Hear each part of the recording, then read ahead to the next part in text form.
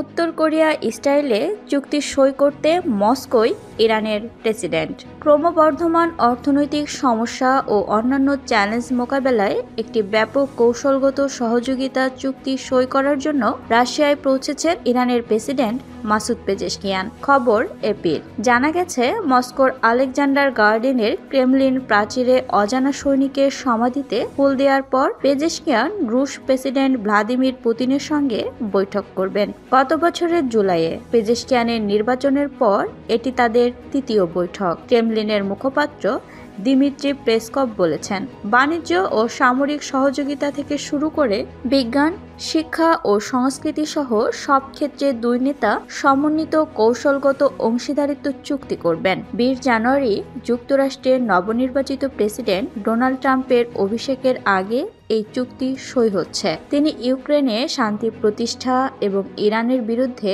কঠোর অবস্থান নেওয়ার ঘোষণা দিয়েছেন। দিমিত্রি পেসকভ ট্রাম্পের অভিষেকের সঙ্গে চুক্তির কোনো ধরনের যোগসূত্র নাকচ করে দিয়ে বলেন, এই চুক্তি সইয়ের পরিকল্পনা অনেক আগেই করা হয়েছিল। গত বছর ইরান উন্নয়নশীল অর্থনীতির দেশগুলোর ব্রিক্স ব্লকে যোগ দেয়। পেজেশকিয়ান কাজানে রাশিয়া আয়োজিত শীর্ষ সম্মেলনে যোগ দেন। অতীতে সম্পর্কের টানাপোড়েন থাকা রাশিয়া ও ইরান 1991 সালে সোভিয়েত পতনের পর সৌহার্দ্যপূর্ণ সম্পর্ক গড়ে তোলে। মস্কো তেহরানের জন্য প্রধান বাণিজ্য অংশীদার এবং অস্ত্র ও প্রযুক্তি সরবরাহকারী হিসাবে আবির্ভূত হয়। এরপর থেকে ইরান যুক্তরাষ্ট্র ও পশ্চিমা নিষেধাজ্ঞার মুখোমুখি হয়েছে। রাশিয়া ইরানে প্রথম পরমাণু কেন্দ্র নির্মাণ করেছে। 2023 সালে এটি চালু হয় এবং সেখানে আরও দুটি পারমাণবিক চুল্লি নির্মাণ চলছে। 2022 সালের ফেব্রুয়ারিতে পুতিন ইউক্রেনে সেনা পাঠানোর পর ইরানের সঙ্গে রাশিয়ার সম্পর্ক আরও ঘনিষ্ঠ হয়েছে। ইউক্রেন ও পশ্চিমা দেশগুলো বলে আসছে, তেহরান রাশিয়াকে ইউক্রেনের বিরুদ্ধে ব্যবহারের জন্য শত শত বিস্ফোরক ড্রোন সরবরাহ করেছে, যদিও মস্কো ও তেহরান এটি অস্বীকার করেছে।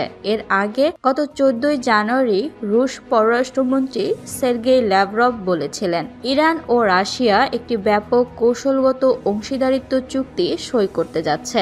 উত্তর কোরিয়ার সঙ্গে রাশিয়ার সাম্প্রতিক চুক্তির মতো ইরানের সঙ্গে আসন্ন এই চুক্তিতেও কোনো দেশের ক্ষতি হবে না, বরং এটি দুই দেশের নিরাপত্তার নিশ্চয়তা দেবে। চুক্তির খসড়া তৈরির সময় রাশিয়ায় ইরানের রাষ্ট্রদূত কাজেমি জালালি বলেছিলেন, ইরানের আঞ্চলিক অখণ্ডতা এবং স্বাধীনতার সংরক্ষণকে অগ্রাধিকার দেওয়া হয়েছে। চুক্তিতে একটি ভূমিকা এবং 47টি অনুচ্ছেদ রয়েছে। সম্প্রতি রুশ পররাষ্ট্রমন্ত্রী বলেছিলেন, এই চুক্তি দুই দেশের প্রতিরক্ষা ক্ষেত্র সহ আঞ্চলিক এবং আন্তর্জাতিক ক্ষেত্রে শান্তি ও নিরাপত্তার স্বার্থে ঘনিষ্ঠ সহযোগিতার জন্য আমাদের পক্ষগুলোর প্রতিশ্রুতির রূপরেখা প্রকাশ করবে। উল্লেখ্য, গত জুনে পিয়ংইয়ংয়ে এক শীর্ষ সম্মেলন শেষে উত্তর কোরিয়ার নেতা কিম জং উন ও রাশিয়ার প্রেসিডেন্ট ভ্লাদিমির পুতিন দুই দেশের মধ্যে ব্যাপক কৌশলগত চুক্তি সই করেন। চুক্তিতে সশস্ত্র আক্রমণের ক্ষেত্রে এক দেশ অপর দেশকে সহায়তা করতে